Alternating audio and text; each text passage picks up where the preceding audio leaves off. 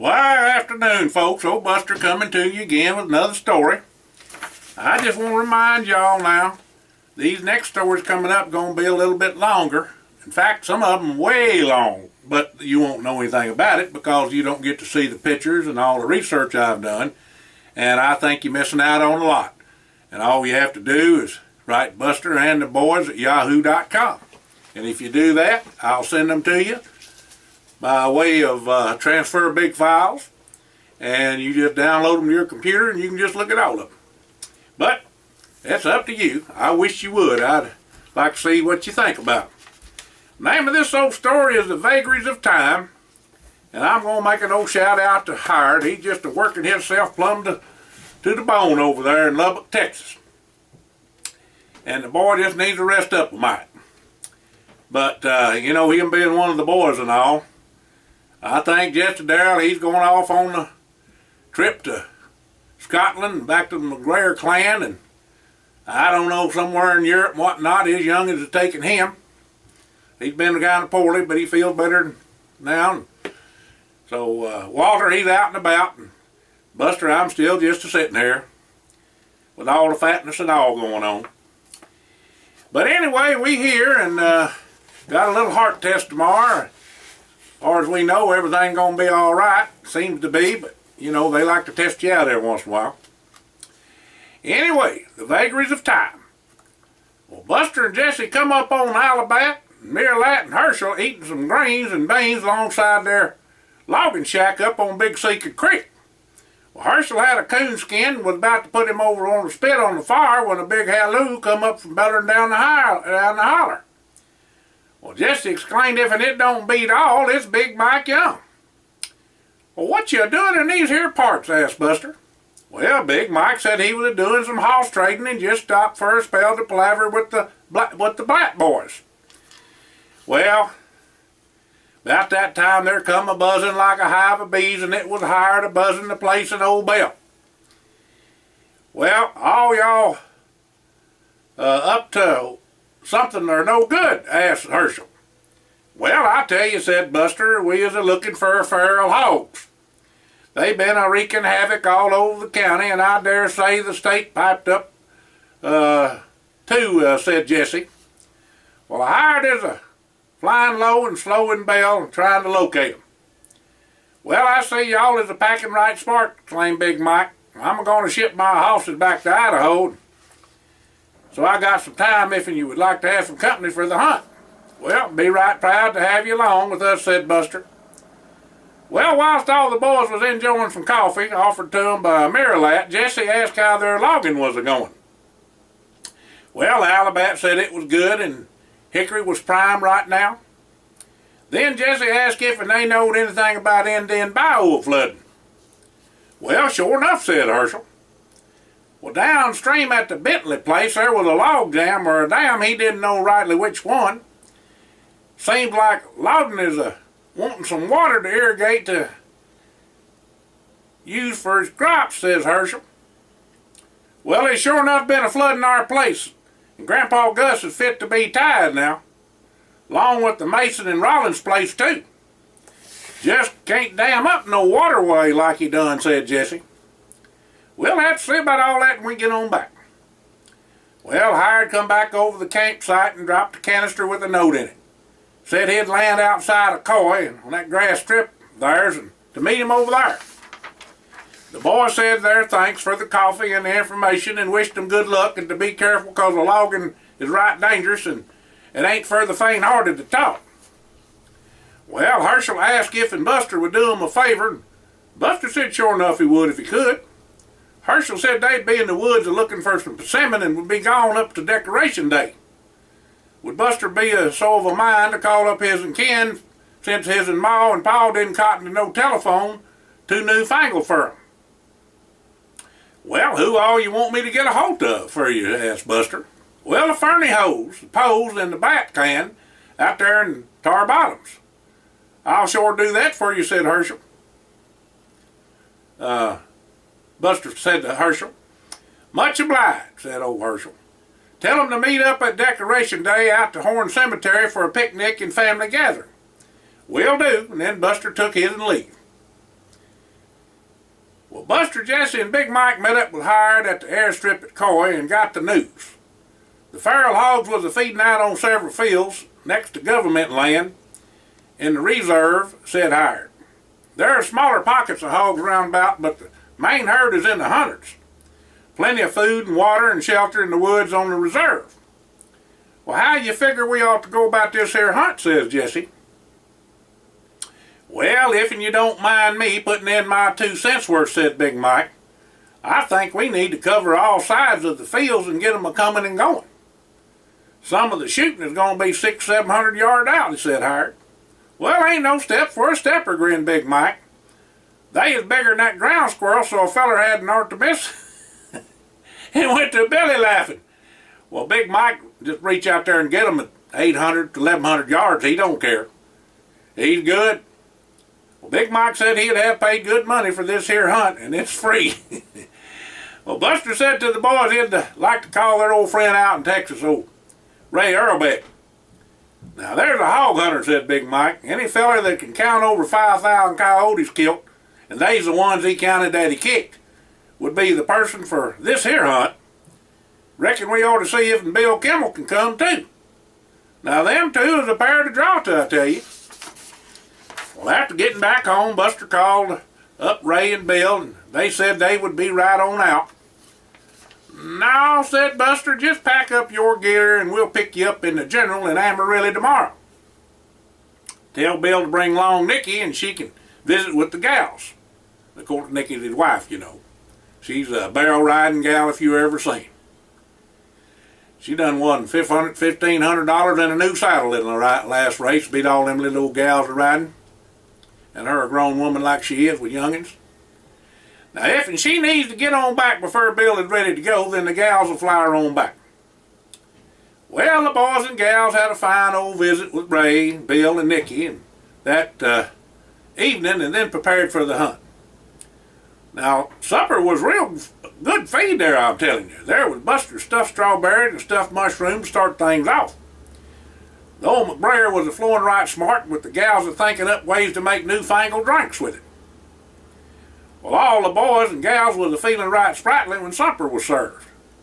There was a pork roast along with some smoked chicken and fried frog legs, sided by fresh sweet corn, mashed taters, pan-fried taters, fried okra, Grandma's lime jello salad with pineapple and pecans and cream cheese, sauerkraut, gravy, cornbread sticks, and Bill brung Buster's grandma's Griswold with him. That's her little, you bake cornbread in it, looks like a piece of corn. Homemade rolls, fresh churned butter for 'em, just picked green beans and candied sweet taters to boot. Now, you know Buster had to have a pie, so pecan, sweet tater, lemon, and apple pie was for the asking along with hand-turned ice cream. Well, everybody got fuller than a tick, I'm a-telling you, and was about ready for bed after that meal. But all of them sit a spell out on the front porch with a little old McBrayer and visited for a spell before turning in. Well, it's times like this that makes life worth living, said Buster, looking deep into Lulu's eyes and hugging her up tight. Sure enough, said Hired, with all the rest giving a hear, hear. Then all the boys and gals said good night and headed for bed. The day before, some of the fellers that worked for the boys set up blinds for the boys around the fields. The butchering outfit was there too with a refrigerated truck for the meat. Before heading out early that morning, Buster checked to see if and all the boys was geared up and had plenty of ammo. Ray said he was shooting his in .30-06, and he also brung along his .22-250. Walter asked him why a .30-06 and not a rifle with more range. Ray said he used a .22-250 for coyotes, and a .30-06 bullet didn't cost no more than it did. Ray said the lead on a coyote with a .22-250 was the same on a hog with the .30-06. The lead, it is. Excuse the way I pronounced that. It ain't lead, it's lead. That way he didn't miss, and everybody thought he was a crack shot. He said a-laughing, but he was, I'm here to tell you. Big Mike said he just figured that out took some doing, and down as many critters as Ray did take an expert shooter. So how many hogs you killed at one time, asked Walter. Well, Bill spoke up and said he won't tell you but 31 because I butchered them for him. All the boys set up their blinds with Big Mike hunting with Ray in the field closest to the reserve. Well, Bill and Walter set up on the furthest field with Buster, Hired and Jesse in the middle of the field that was wider than the other two fields. That way the three of them could cover all directions. At the crack of dawn, everybody was set up and ready to go. Just after sunrise, the hogs come in droves. They was boar bigger than 400 pounds or more. Lots of sows and piglets too. Well, Ray and Big Mike took the lead and fired first. And they ain't led that time, as took the lead. Then the fat was in the fire with the hogs running every which way and a squealing to beat the band. They squeal over anything. Dang barrels of the rifles got so hot they was a crimson red. Lucky thing all of them had extra rifles with them and 2 cases of bullets each with them too. There was 2 hands assigned to each blind to lend a hand with reloading and such, so that made a heap of difference, you know. Well, with all of the shooting, the hogs would head out in one direction to be turned back in another and a running lickety-split, you know. Well, such a melee a body ever saw, I tell you. Them hogs run into a hailstorm of lead any which way they went. Well, when all was said and done, 428 hogs was put down. And all the boys come out of their blinds to see what all they done killed. Well, as Hired, Buster, and Jesse was walking out into the field, a big old boar, the biggest they'd ever seen, with tuskers just a glistening in the sun, come a-charging the boys. Now, it's been known that some of them boars got up to around about 1,000 pounds. Before any of them boys could raise their rifle, that boar was on them. Well, Buster stepped in front of Jesse and Hired and pulled his an Arkansas toothpick knife and hollered he was going to pig stick that off. As the boar come on to Buster, a shot rang out. The big boar skidded up to Buster's feet and ate her in the doornail, I tell you. What the heck done happened, hollered Buster, looking around quizzical like. Well, Jesse and Hired shook their heads and said they didn't know because they didn't shoot.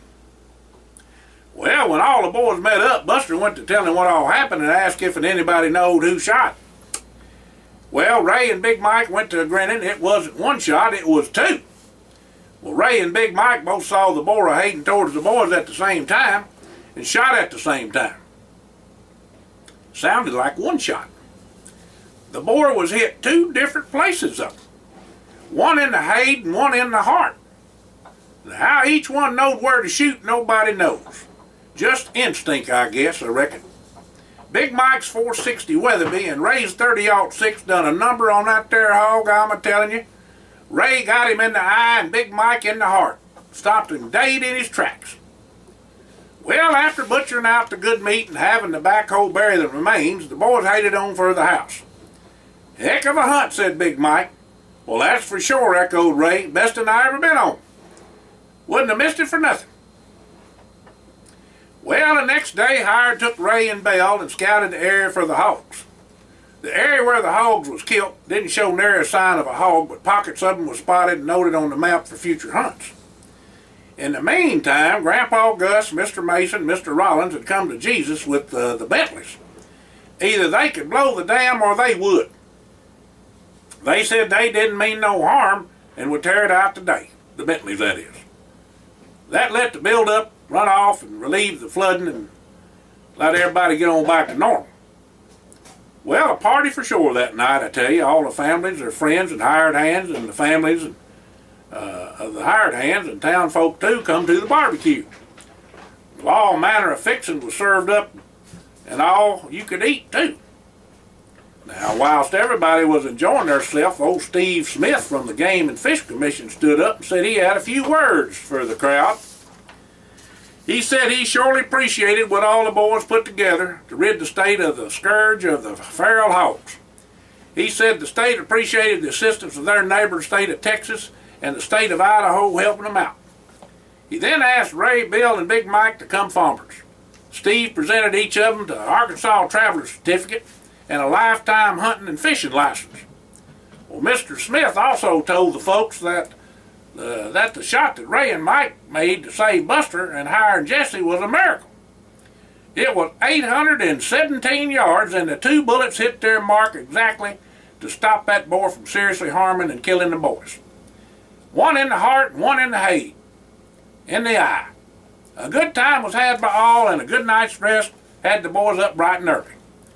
The boys and the gals decided to buy them some new boots and hats and Amarillo when they took Ray and Bill back the next day. Well, old Big Mike tagged along, said he needed a few things too.